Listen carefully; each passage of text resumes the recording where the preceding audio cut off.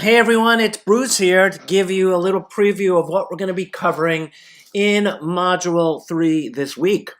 And that has to do with a basic registration and login system backed by MySQL with a sprinkling of some JavaScript. So let's take a look. I'm going to show you the site first, the quote-unquote site here. And on the right, I have the network tab open in my browser because I'm going to want to show you a lot of things that are happening here. So the first thing I'm going to do is click on register, and it's just calling, register.php and loading the style sheet. And I'll type in Cody at cody.com, and his password I'll type in here. His name is Cody, and that's his last name.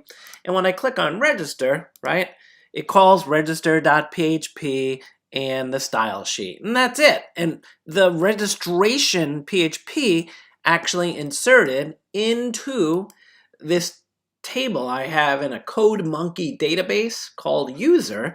And you can see down at the bottom here, here's the information about Cody along with his hashed password, right? It's not the password that I typed in, right? So let me show you now what's going on here. And I'm going to clear this right here, okay? So now I'm going to click on login. And you'll see here that login.php loaded, the style sheet, a script file, along with isloggedin.php, okay? Actually, yeah, don't worry about this guy right now. I'll show you that in a second. So let's log in as Cody, okay? Cody at cody.com. And I'll type in the password that Cody registered with, okay? And check this out. So here's some JavaScript. Check this out. Ready? Show password. Hide password. Show password. And see this right here? And notice there's no network traffic because that means it's all happening in the browser's DOM here. So what's going on here is that when this is clicked, there's an event listener bound to this that literally checks to see whether, actually what it does is it changes the type, the field type, the input field type from password to text.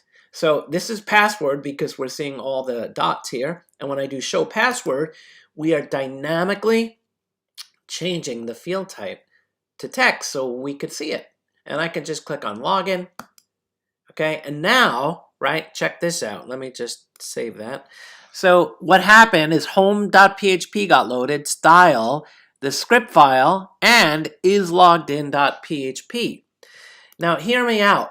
This logout button, this logout link here, and you'll soon see a login. Those are all making, and you can see it right here. You see this right here where it says fetch? I am using JavaScript and what's called the Fetch API, which is also known as AJAX, asynchronous JavaScript and XML, to make a call via JavaScript to PHP. And what happens is it returns to me whether the user is logged in or not right here when I clicked on that file. Okay, so you'll notice that once I click log out here, you're not going to see the home.php page reloaded. So watch this. Ready? Log out. See how it just called logout ajax.php? And if I click on that, it says yes, success. So what do you think it did when I clicked logout? All right, I heard you. I heard you say that it destroyed the sessions on the PHP server for that user. And yes, that's what it did. So I'm using, HTML, PHP, and JavaScript to control the login, whether the user is logged in or logged out. Okay, so that's pretty nifty stuff because typically, what we've done in PHP is it had to do like a round trip. It had to reload that PHP page, and we need to move beyond that and start incorporating our JavaScript to do all that stuff, right? So let me show you what's lurking in Visual Studio Code, okay?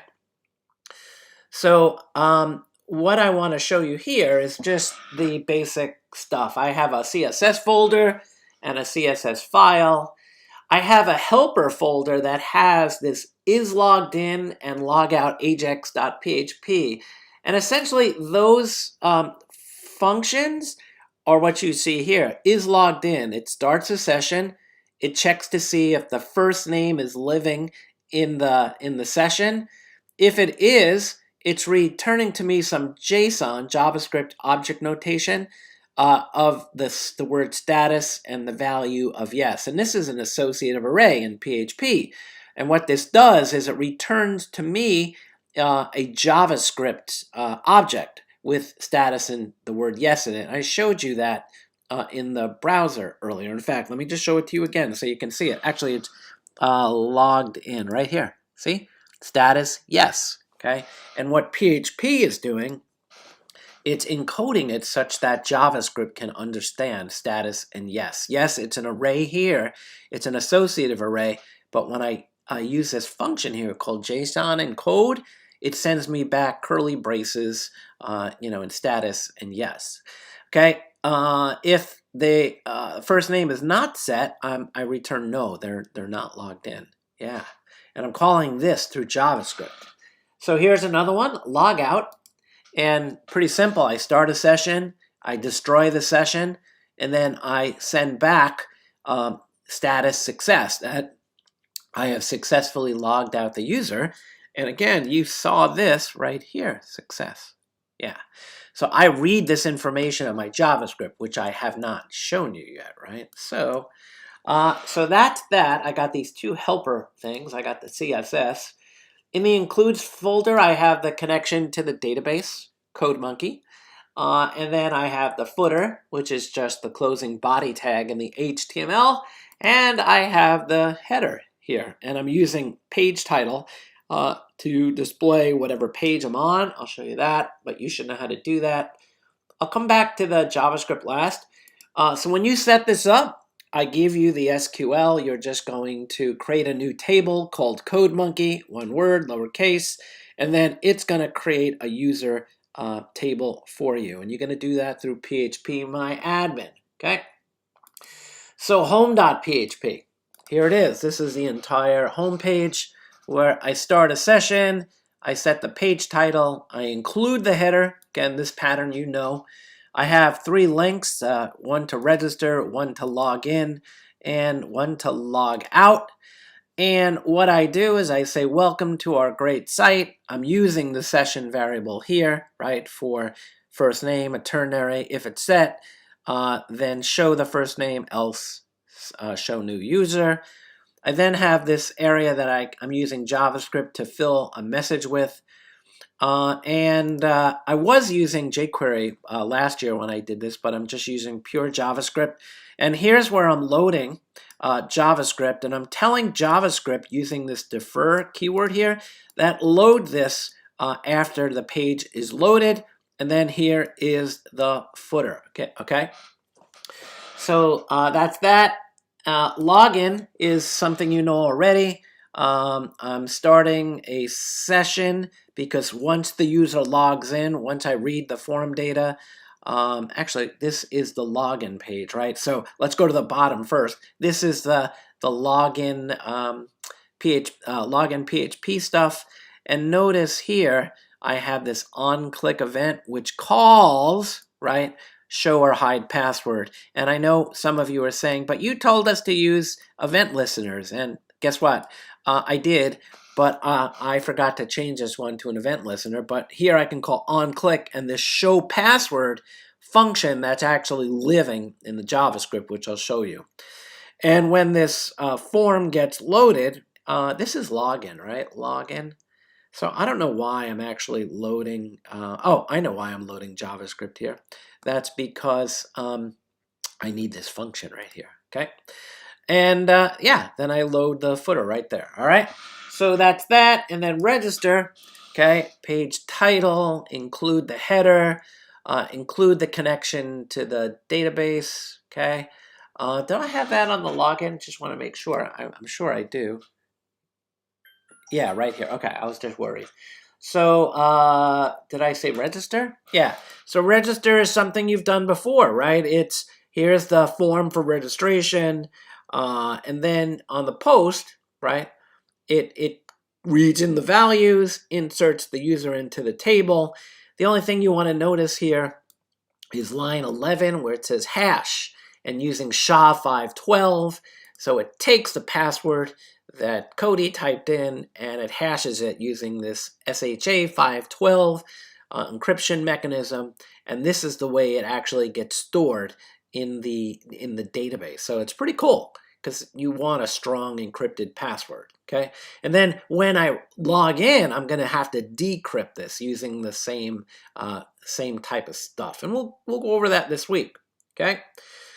So the script file, ignore test.script. In fact, I'm just going to delete test.script. And I clicked on script.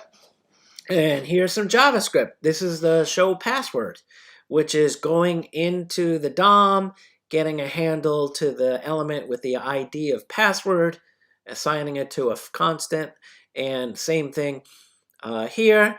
I'm getting the show password. So this is getting a handle to the password field. This is getting a handle to the link that's show or hide password. So I'm saying if the inner text of the show password element is show password, then I need to change it to hide password and set the field type set the type to text, which will make it no longer a password field. And then else if the password field is set to hide password, I then set the type of the field to password and I change the text to show password. Yes, that's something you're going to want to like use in your endeavors because it's a good feature, you know, for the user to be able to see the password that they typed in. All right. And then what I do here, and this is something called fetch, which is a way in JavaScript for you to execute code behind the scenes of the browser. So I'm actually calling, right, via fetch. This is logged in PHP. And then when I get a response, I convert the response to JSON, I store it, and then I call this anonymous function with that data that I got back. And again, this is all for is the user logged in or not. And if they are logged in, right, if the value of the status property that came back is yes, then I go and display the log in, right? I set it to none because we just logged in. I set the log out to inline block so that link shows. And then what I do here is I go and get a handle to log out. Document query selector. Yeah, I can improve this a little bit. See, I'm doing stupid stuff here, but I do that a lot. And then I go here and I add an event listener to the logout. And what happens here, this E thing, this is an event object that gets passed with an event listener, and I'll go over that in JavaScript this week, and it prevents the link from going where it was supposed to go, okay? And then what I'm doing is I'm then calling the logout because they clicked on the logout. I added an event listener, I'm adding an anonymous function, and I'm using fetch to call that, getting a response back, and then if I successfully log them out, then I just change the properties of login, logout, all that kind of stuff back to what they should be, set some inner HTML and some inner text, and bing a bang boom. And if the for this function here, if they're not logged in, I set the login to inline block so they can click on login, and then I hide if it's there. I set the display property of logout to none, right? So in the style sheet, that's the last thing I'll show you here, and that's all the JavaScript. The style here is just I'm setting the initial display for login and logout to none, and I'm allowing JavaScript to do that. For the show or hide password stuff I have there, I'm setting text decoration to none because it's really not a link. And then I set on the hover state of the show password, right, on the login screen, right? See, I set it to a point finger, whatever you want to call it, because normally it would just be the I-beam, okay? So that's what we're going to cover this week, and I haven't come up with the exact lab that I'm going to have you do, but I'm thinking that I'm going to have you add a feature to your gallery that adds login registration type of functionality. And when the person registers for your site, I may have you add like a role and have them be either an admin or a user. And if they're an admin, if they select that on login, then you should show the ability to allow them to upload files. If they're a regular user, then you're going to want to hide that entire area where you give them that forum or whatever. If you use the drop stuff that I showed you, you want to hide that if they're just a regular user, all right? This video is a little bit longer than I had originally intended to. Happy Sunday, and I'll catch you all tomorrow. No, Tuesday in class. So if you've watched this video, let me know on Slack. Thanks a lot. Have a good day.